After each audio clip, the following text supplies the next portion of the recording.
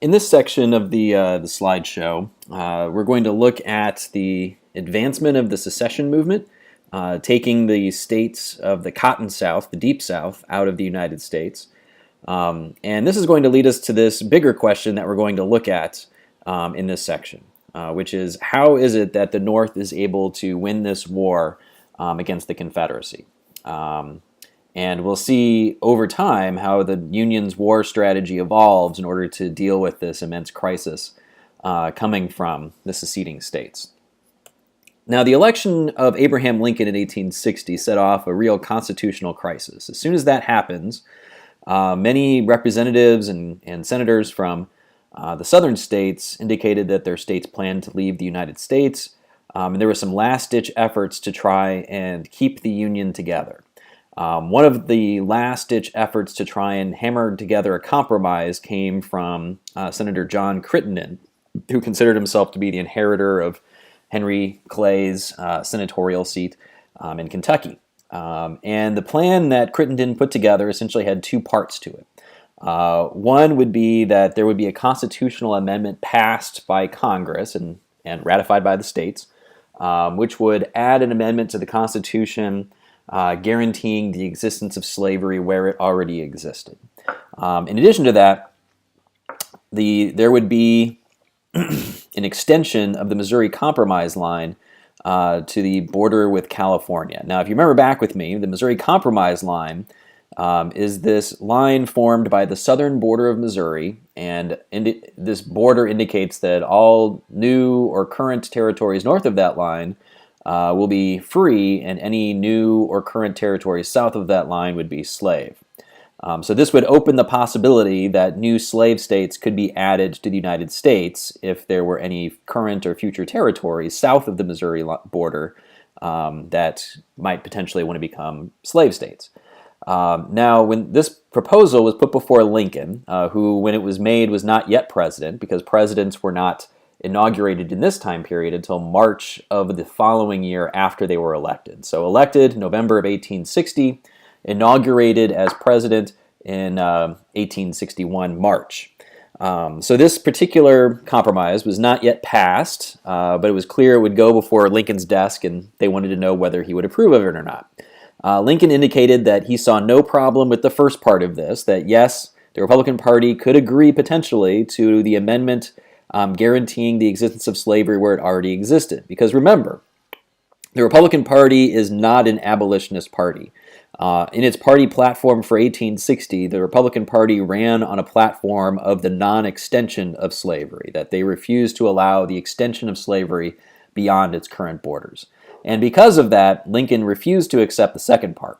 So with that, the last-ditch effort at compromise collapsed, and secessionism began apace. And it began in South Carolina and Georgia. And in the slide in front of you, the states in blue were the states that seceded from the Union, that left the United States and decided to go it on their own and eventually form this new Confederate government, even before Lincoln was inaugurated. So before March of 1861, the states in dark blue on the slide in front of you had all seceded from the Union.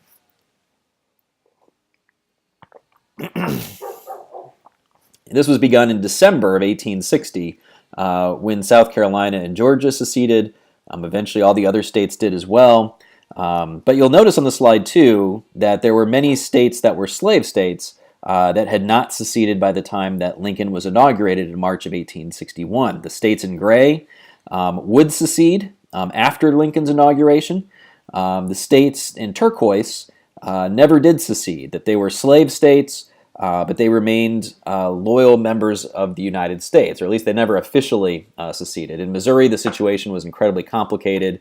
The governor at the time was an adamant pro-secessionist. The students who were leaving for school at the University of Missouri were encouraged by the university president to drop their classes and enlist in the Confederate Army. So it wasn't an unmessy process. And the situation was particularly messy in Missouri. In some areas, Lincoln's policies were pretty effective. In Maryland, Lincoln declared martial law in 1861, held a convention to address the potential for secessionism in the western part of Maryland, which was the least pro-slavery section of Maryland. At the same time, he had rescinded habeas corpus because of rioting and attacks on Union soldiers in the area around Baltimore.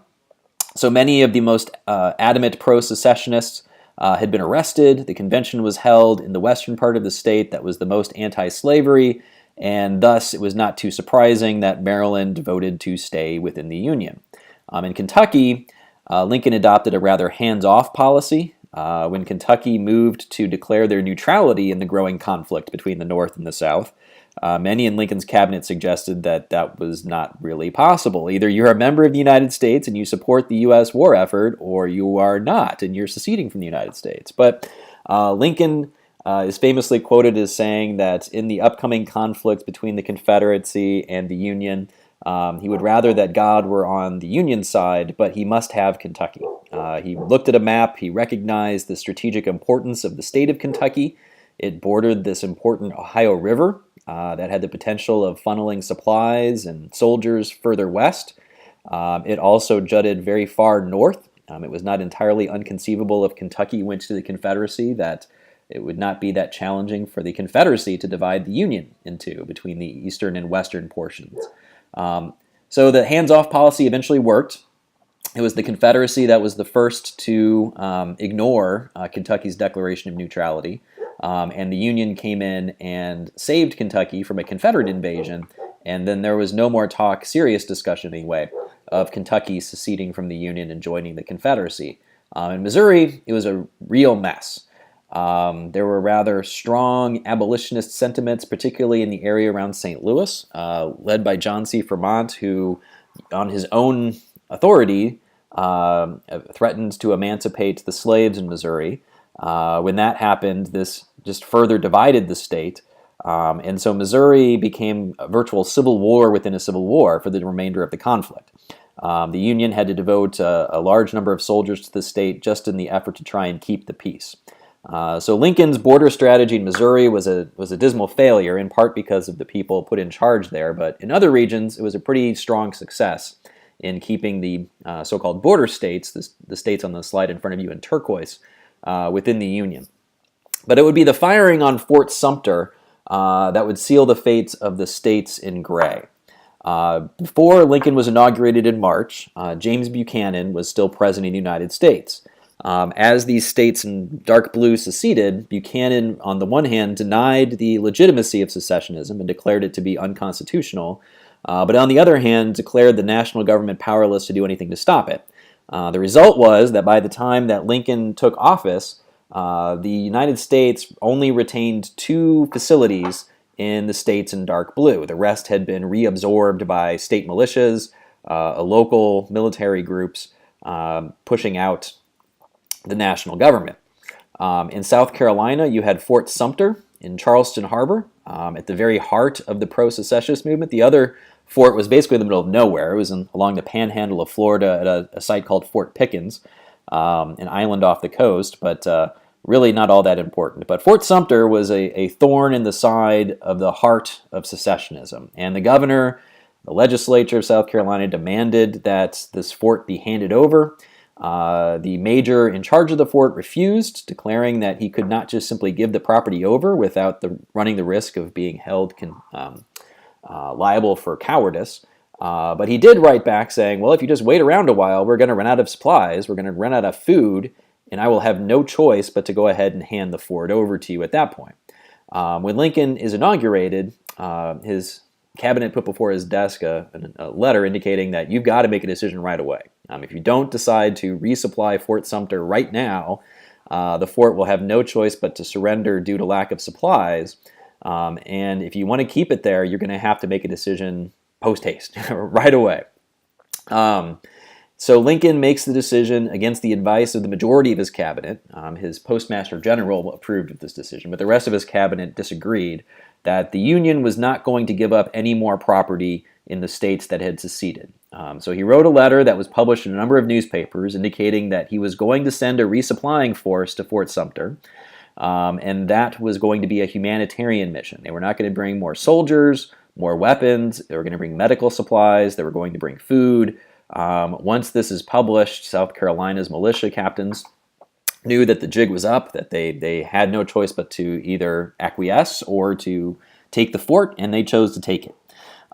In taking the fort, there was only one casualty, which was a horse, but this relatively bloodless battle for Fort Sumter inaugurates what remains to this day the bloodiest war in American history. Now, it's often framed as a war of the North versus the South, but obviously the situation was much more complicated than that.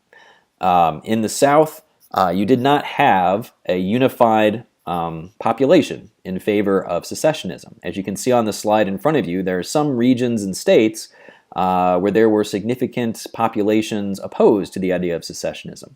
In the state of Tennessee, the eastern part of the state is very mountainous and hilly. It's not prime cotton-growing country. It's more of a mining region. And thus, many people in that region were really not that keen on the idea of secessionism because they saw no benefit to it. This is obviously a movement to try and protect the institution of slavery. Since slavery wasn't so important to their economies, they didn't really see a whole lot of reason to support secessionism. In what becomes West Virginia, which in 1860 was part of Virginia, a similar situation was emerging, that the western part of Virginia was opposed to secessionism. It was primarily a very hilly, mountainous region that was more interested in mining than they were in growing tobacco or raising slaves for sale to the emerging cotton regions of the Deep South. And so when Virginia secedes, West Virginia essentially secedes from Virginia. But for the rest of the war, Lincoln is going to have it in his mind that he's trying to save pro-unionist areas from the domination of the secessionists in the region, particularly when it came to East Tennessee. In East Tennessee, he was concerned about the way that the Unionist population there was being abused and tyrannized by the pro-secessionists. Now, when Fort Sumter falls, Lincoln calls for 75,000 volunteers to come and put down, as he calls it, the rebellion. And once he does that, once he issues this call, this is what drives the states of Tennessee, Arkansas, North Carolina, and Virginia out of the Union. And once Virginia secedes, the Confederacy moves its capital from Montgomery, Alabama, to Richmond, Virginia. The proximity of the Confederate capital in Richmond to the Union capital in Washington, D.C. virtually ensured that the focus of the war effort was going to be on this relatively small area of land dividing the two capitals from each other, as at least in the early part of the war, the Union focus seemed to be on capturing Richmond. But that wasn't the only plan on the books. When the war was emerging in 1861, people on both sides thought it would be a relatively short conflict. They turned out to be quite wrong about that. But most people thought that they would send an army out into the field, they would defeat their opponent, send it flying, and the other side would be forced to either acquiesce to independence or to acquiesce to federal authority, to accept the legitimacy of the Union government in the South. But General Winfield Scott, who was a veteran of the Mexican-American War, he was quite old and quite large by the time the Civil War broke out. He was also from Virginia, which made a number of people very suspicious of his plans for the Union war effort. He did not secede with his state. He remained a loyal member of the U.S. military. And the plan that he calls for the Union Army becomes known as the Anaconda Plan, largely by its enemies. The Anaconda Plan is depicted on the slide in front of you as a great snake, like the anaconda. And of course, the anaconda kills its victims by constriction. It squeezes its victims until they're dead, and then it can eat them. The basis of the Great Snake Plan, the Anaconda Plan for Winfield Scott, is a blockade. Scott says that the Union will have a clear naval superiority. The Confederacy basically has no navy.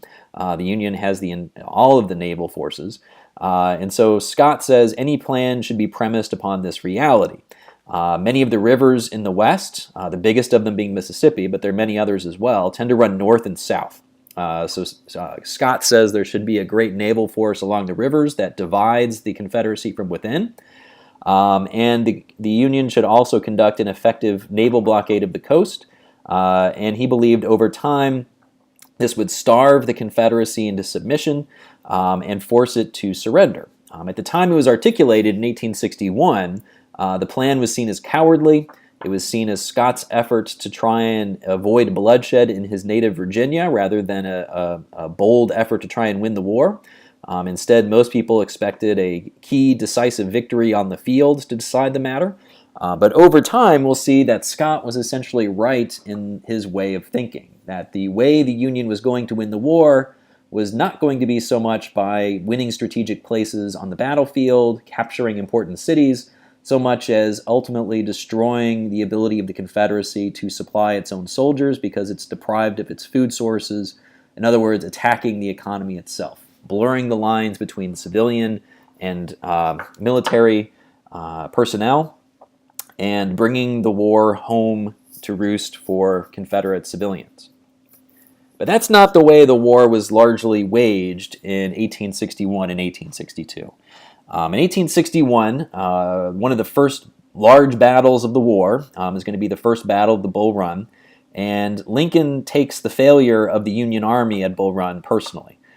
He had pressed General McDowell to fight the battle. McDowell complained that his soldiers were green, in other words, that they were inexperienced and untrained, and he demanded more time to train them. Lincoln eventually declared, if your soldiers are green, so are theirs, and numbers will win the day, meaning that you've got more soldiers, they've got fewer, both of your armies are inexperienced, you'll win. They didn't, and Lincoln accepted a large amount of the blame for the loss. And because of that, he largely took a back seat to military strategizing for the next year of the conflict and let a fellow by the name of George McClellan take the charge in developing military strategy for the next year.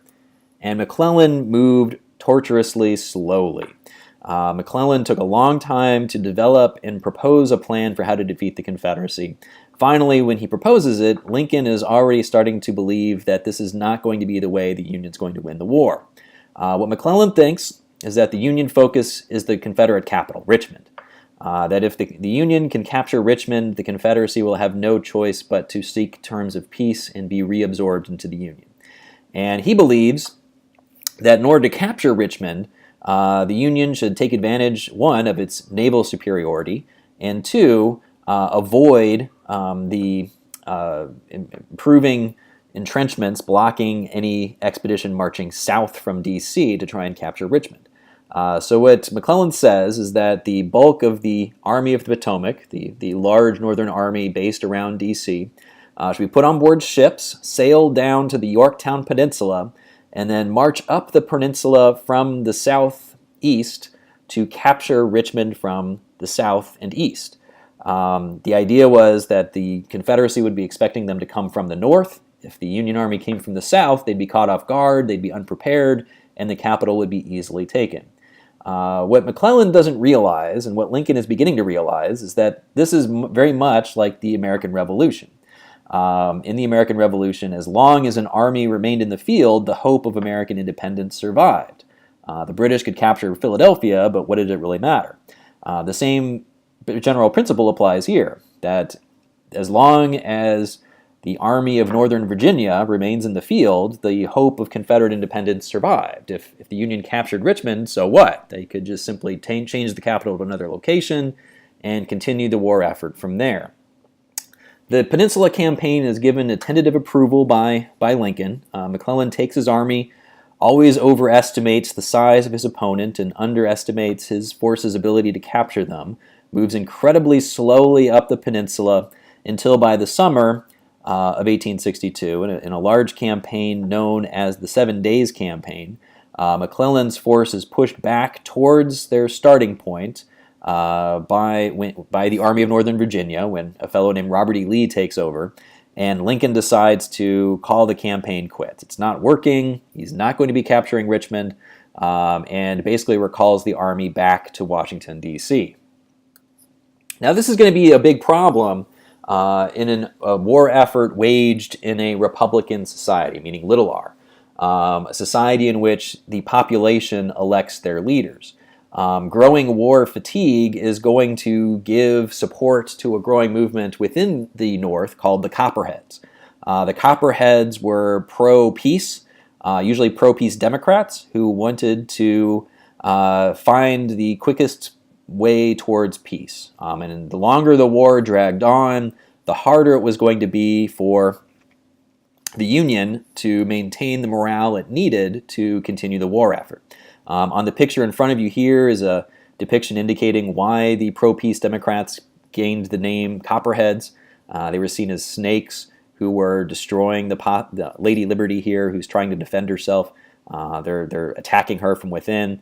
But as long as the war effort is not going well and victory seems ever farther away, it's going to be harder for Lincoln to keep the peace Democrats at bay.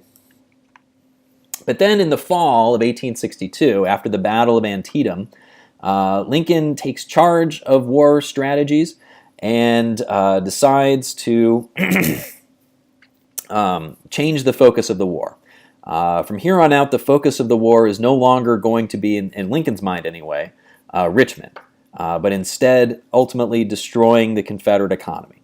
And in Lincoln's mind, at the very center of the Confederate economy is the institution of slavery. Slavery and trying to extend slavery was at the very root of why this war got started. For the first essentially 2 years of the war, or a year and a half or so, slavery was not something the Union was trying to destroy. Over and over again, Lincoln said this was a war to restore the Union, not to destroy slavery. But in the fall of 1862, it does become a war to destroy slavery.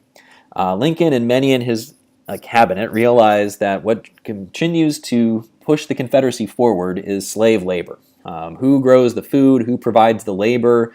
Who digs the ditches for Confederate soldiers? It's slaves.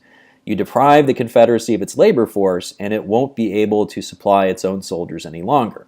So Lincoln issues this proclamation known as the Preliminary Emancipation Proclamation.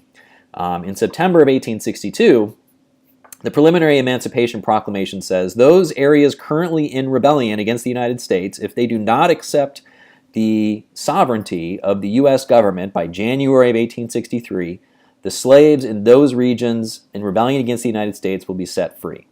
So this preliminary emancipation does not apply to the slaves living in areas in turquoise on the map in front of you. Missouri, Kentucky, Maryland, Delaware, those states had not seceded. Much of Tennessee by the fall of 1862 had already been reabsorbed into the Union, thus it did not apply to Tennessee. You'll notice there's a little blue speck, or quite a big blue speck I should say, on Louisiana there. That's because a naval flotilla had captured New Orleans and captured much of the surrounding countryside for the Union as well, and thus it did not apply there either. It only applies to those areas currently in rebellion against the United States. So the Preliminary Emancipation Proclamation is not a grandiose document talking about the natural rights of individuals or anything like that. It's a war measure. It's a declaration intended by Lincoln to destroy the Confederate economy and prevent the Confederates from being able to supply their own soldiers any longer. And this begins this new phase of blurring the boundaries between civilian and soldier, and the Union directly trying to destroy the Confederate economy. At the same time, the Union is beginning to realize that it can't simply let the northern industry, northern economy, develop on its own without more government input. The Civil War is going to greatly expand the powers of the federal government. It's going to be involved in everyday Americans' lives in a much bigger way than it had ever been before. For example, the federal government realizes that industries producing firearms for the military simply cannot be allowed to make their own decisions. That if they're producing cannon or they're producing rifles, those businesses have to stay open. So in 1864, when a group of workers at a gun factory in upstate New York threatened to go on strike because they didn't like their wages, Lincoln simply could not allow that to happen. If this factory closes and those guns are not being made, what's going to happen to soldiers on the front lines? Lincoln intervenes. He threatens to nationalize the factories himself if he needs to. So we see the national government, in the name of trying to wage this war, not only increasingly try to destroy the Confederate economy, but become much more involved in the northern economy than the federal government had ever been before. By 1864, Lincoln had finally found the people to put in charge of the army that he needed to wage the kind of war that he wanted. Grant and Lincoln saw eye to eye on many issues. Like Lincoln, Grant realized that the focus of the campaign for 1864 needed to be not Richmond, but Lee's Army of Northern Virginia. You'll notice on the slide in front of you two maps. The one on the right is a map charting out the progress of essentially Grant's army. General Meade was in charge of it, but Grant followed it along, and Grant was Meade's superior. But you'll notice that there are a number of red and blue explosions on there. One of the earliest campaigns of the war was a battle called the Wilderness. It was technically a defeat for Grant's army, but Grant didn't run away as other generals had. What Grant realized is that Lee could not afford any casualties. He could not replace the soldiers that were leaving his army, and Grant could. So rather than run away back to D.C., he simply continued the initiative, grinding down Lee's army until it could no longer be an effective fighting force. At the same time that Grant is grinding down Lee's army in Northern Virginia, another Union general, Ulysses S. Grant, leads a Union army out of Tennessee into Georgia to try and attack Atlanta. By the summer of 1864, Atlanta finally falls, much to the delight of Lincoln, who was increasingly concerned about his chances at achieving re-election in November of 1864. With the fall of Atlanta, the re-election of Lincoln seemed all but secure. After Sherman defeats Atlanta, or captures Atlanta, I should say, he writes a letter, or rather a telegraph, off to Lincoln declaring that he's going to go dark for a while. He's going to cut off his supply lines. He and his soldiers are going to live off the land, and as he puts it, make Georgia howl. They're going to march to Savannah and capture Savannah.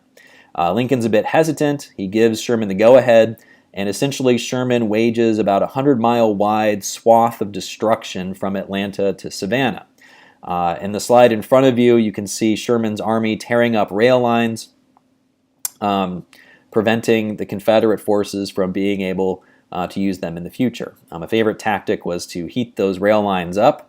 When metal is heated up, it becomes more pliable, you can bend it, and they'd dangle the rail lines over tree limbs, giving them a nice U shape. The thinking being that those rail lines will never be used in war again. Sherman marched to the coast, then he marched through South Carolina, burned the South Carolina capital, Columbia, to the ground, and by the time the war was over, he was marching around in North Carolina, being harassed by Joseph Johnston's remnants of a force. By the spring of 1865, it was clear the war was essentially over. Lee's army was disintegrating. His soldiers were getting letters from home demanding that they come home, desert the army. Their families were starving. There was no more food left. They needed to go home and do their best as they could to provide for their families. Lee's army was disintegrating. Sherman's army was marching around at will in North Carolina. And in May of 1865, the inevitable happens, and Lee surrenders at Appomattox Courthouse to General Grant. Now, at this point, the Confederacy is destroyed, will not achieve independence, much in part because of the changing focus of the war effort.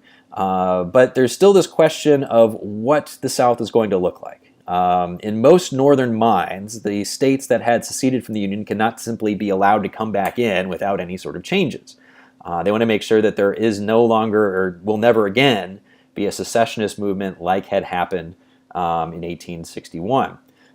So there needs to be some kind of fundamental change. The South needs to be made new again. Lincoln's initial plan was something called the 10% plan, in which states that had seceded from the Union could, once 10% of the population had taken oaths of loyalty to the U.S., form a new government around that 10% of the population, draft new constitutions, and seek readmission into the United States. Many in Congress were aghast at the idea. An alternative plan known as the Wade-Davis Bill required at least 50% of the populations to take oaths of loyalty. Lincoln essentially vetoed, he pocket vetoed. the Wade Davis bill. But it seemed likely that, one, Lincoln's plan was designed to try and entice the remaining Confederates out there to accept the inevitable and come back into the Union, that his plan was a bit more amenable.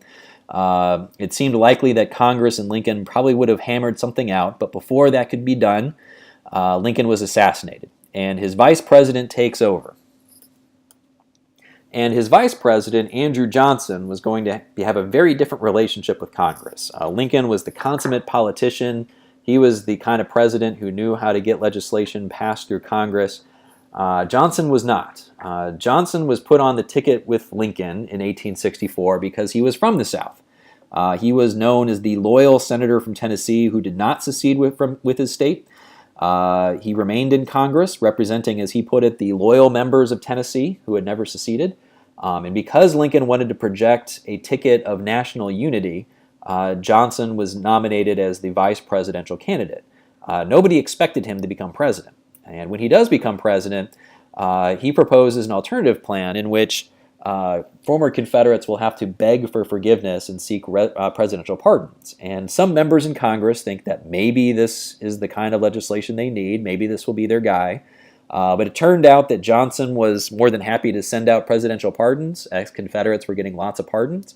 New state governments were forming. They were electing people to Congress, and many of those people they elected were the same people who had led the secessionist movement.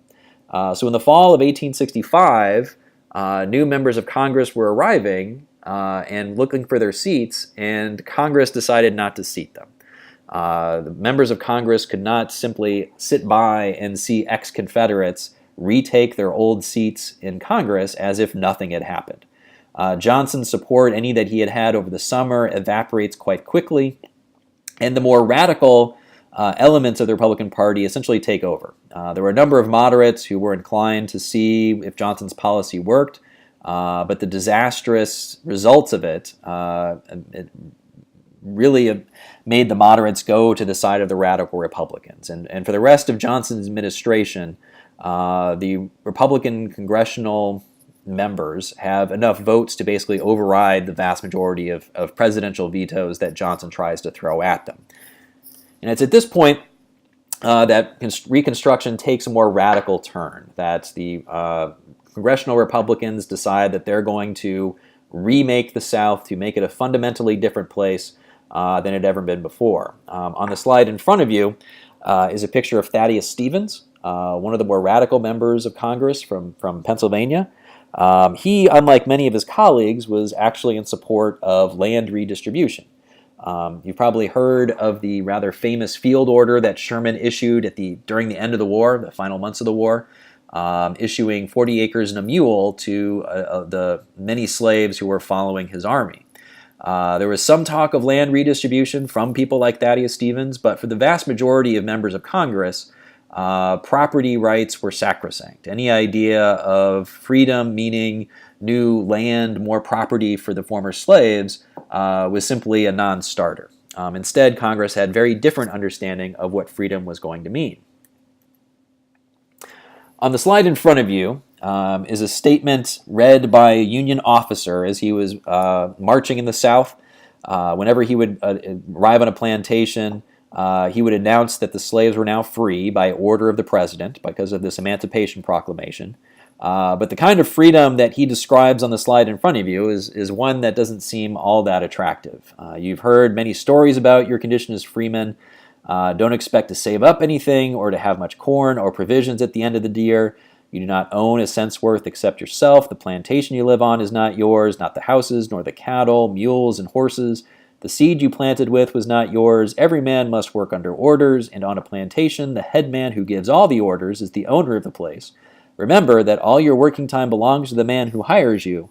Remember that even if you are badly off, no one can buy or sell you. Well, that doesn't really sound like a very good image of what freedom is going to mean. It's full of all the things you don't get, and only the very last sentence includes something you do get. All this is to say that freedom is a much more complicated thing than we might think of it at first glance. What exactly does freedom mean? Many of the former slaves believed that freedom would mean some kind of acquisition of property, either the farm implements or animals that they had effectively used and had under slavery would come under their possession. Some slave communities on plantations rather expected that the plantation would come to be owned by the community as a whole, that the new management, the new owners of this plantation would be the slave community as a corporate body. But instead, what we see is more of a vision of what Charles Sewall presented here, which is that the many of the plantations which had been abandoned by plantation owners during the war come back into their possession at the end of the war. For many Republicans, as well as Union officers marching in the South, freedom is a political rather than economic condition. You're free because you have rights to a jury trial, you have rights to enter into a contract. Freedom is not an economic thing. You're not free because you're content with your economic condition. You're free when you know that you're going to be able to put food on the table. You're confident in your economic well-being. That's not what freedom means to people like Charles Sewall or to many other members of Congress. What freedom means to them is a freedom from oppression by your state government or freedom from tyranny from your former owners. Now, the so-called Reconstruction amendments seem to rather nicely convey the definitions of freedom as defined by most members of Congress. The 13th Amendment ends slavery. It forbids the institution. The 14th Amendment is designed to prevent a number of black codes. After the Civil War, with the passage of the 13th Amendment, many states of the former Confederacy started to adopt laws that looked like slavery in all but name. Some of these laws said things like free people of color, if found wandering the streets and unable to produce papers indicating they were gainfully employed, could be arrested and put into forced servitude. Many people in the North, when they got word of these laws, said, well, that basically looks like slavery. You're not calling it slavery, but that's basically slavery. So Congress responds and the states respond by ratifying the 14th Amendment, which is designed to protect the citizens of any state from having their rights infringed upon by those states. This was designed to try and prevent the kind of black codes being passed by states of the former Confederacy that seemed to infringe upon the rights of the recently freed people. Now, many of the ambiguities, poor word construction in the amendment, have come back to continue to be points of contention in the United States ever since. Most recently being that provision about citizens are people who are born in the United States. This has been something that has been in contention just recently in the election of 2016. And the 15th Amendment recognizes the rights of African American men to vote. It most pointedly does not recognize the right of women to vote, whether black or white. Many women, like Elizabeth Cady Stanton, opposed the 15th Amendment because it did not include a provision recognizing the rights of women to vote. But it does pass, and it passes at least in part because members of Congress, mostly Republicans at this point, believe that the best way to reconstruct the South is to create a viable Republican Party there. If there's a Republican Party there that can win national elections, or win statewide elections rather, that Republican Party can create a very different political culture. If the former states of the Confederacy return to control under the Democrats, the fear is that you're going to get the same old social patterns, the same old politicians, and nothing will have changed. Most Republicans realized if you extend voting rights to African American men, those voters will vote Republican. And in fact, the vast majority of African American men do in fact vote Republican. Now, in most states, you do not have a black majority. South Carolina has a black majority. I believe Mississippi still had a black majority at this particular moment, but most of the states of the former Confederacy had black minorities. So the reality was that, yes, black men would vote Republican, but if you want a viable Republican Party in any of these states, it's going to have to be a black and white political coalition. You're going to have to find some kind of common ground between black voters and white voters to make a Republican Party capable of winning statewide elections. Now, there are going to be a number of people who are going to work diligently to try and prevent such a political coalition from happening. On the slide in front of you is a picture of a politician who eventually becomes known as Pitchfork Ben Tillman. He was the inspiration behind the founding of Clemson University in South Carolina, And he's a politician who argues that politics are essentially a racial zero-sum game.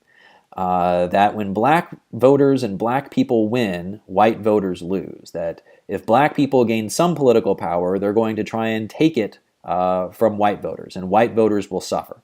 So essentially, his is a call to try and unite all white people to prevent any sort of black political participation. There were many groups who adopted similar perspectives, and many of them, like Ben Tillman's groups, behaved in incredibly violent ways to Republican voters who were predominantly black. In South Carolina, Ben Tillman becomes a member of an organization called the Red Shirts. The Red Shirts were in some ways a lot like the Ku Klux Klan. The Ku Klux Klan also formed in this period, except that the Ku Klux Klan was a secret organization. Like the Red Shirts, the organization of the Ku Klux Klan was designed to murder and tyrannize black people to try and prevent them from engaging in politics. Unlike the Ku Klux Klan, the Red Shirts were a public organization. There was no secret about membership. They didn't wear masks. They confronted you face to face, but they engaged in similar kinds of murder and tyrannizing that the Ku Klux Klan engaged in. Other states had similar organizations. In Louisiana, you had the Knights of the White Camellia. All of these organizations used various forms of violence to try and undo any racial progress made in Reconstruction.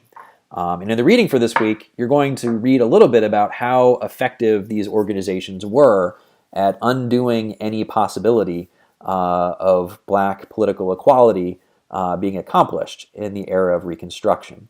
And you're also going to learn a lot about oral history, because much of the evidence in this chapter about Reconstruction is going to be taken from oral interviews conducted with former slaves in the early 20th century. Not only does this chapter give you a good sense of the kind of changes taking place during Reconstruction, but it also gives you a good sense of the kind of terrible environment in which African Americans lived in the early 20th century in the South that prevented many people of color from speaking freely or believing that they could speak freely in the early 20th century.